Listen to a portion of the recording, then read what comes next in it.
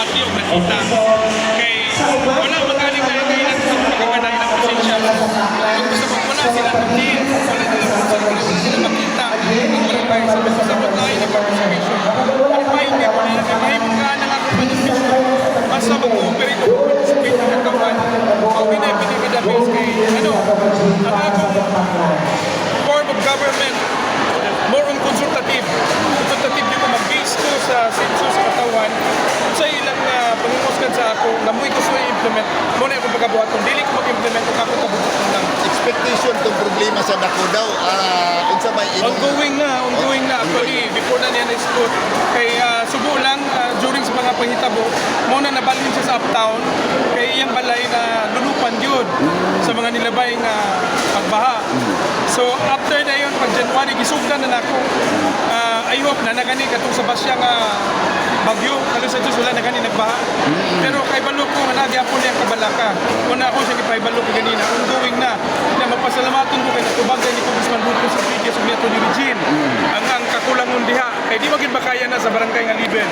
Kay daghan man ang implementar sa barangay nga nakadepend lang sa 20% development fund, di na musigo.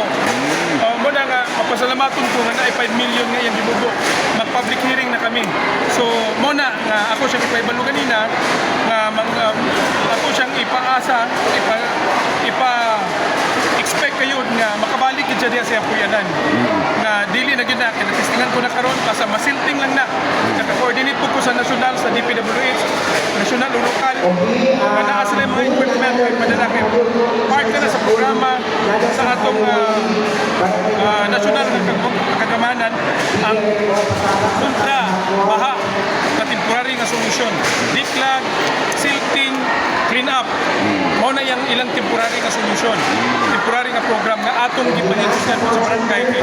Di magin makaya sa barangay nga Liben na kay ang duha ka creek. Mulambog creek ubitan na creek dako kana dili kana siya mabasa-basa nga kanal dako kana. Nagdala ka na bulyong na tubig, bulyong na basura, o bulyong na mga yuta. Na ngayon gayong natagaan niyo suporta sa nasyonal o lokal nga mo atiman ana ang mga problema. Pero ongoing na siya no. Ongoing na stop lang karon kay nag-audit may kay gabantayan ako nga limitado man lang ang atong gidapat ya nga dili mo exceed. Muna gipa-stop among gipanay sa accounting nga magsugod na po balik sa April first week.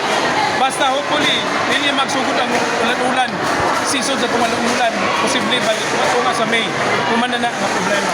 Katong nagpasalamat sa kanina nga itong barangay sityo na ako na amo mo itong sitahan unsa nga kumusta na ito karon katong kana nga mga problema actually kay balogin na sila nga ako nang giaksyonan kay sa akong giingon nakonsulta ko before nila ana unsay mga problema unsay dapat priority. So amo na nang naisulutan mo na nang nagpasalamat sila kay ilan nilang nabatian. Pwede mo po siguro magpasalamat ang tao kung hindi nila makita wala nila mabatian.